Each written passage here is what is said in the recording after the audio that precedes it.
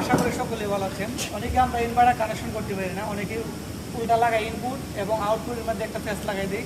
সেই জন্য একটা ফেস নেওয়া এই ব্যবস্থা আমি করতেছি। এই যে দেখেন পাওয়ার L1 L2 L3, এটা হচ্ছে সবসময় পাওয়ার থাকবে।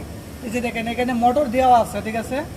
UBW সবসময় দেখবেন মোটরের UBW মোটর থাকবে, ঠিক আছে। মোটর কানেকশন থাকবে এটা, ঠিক আছে।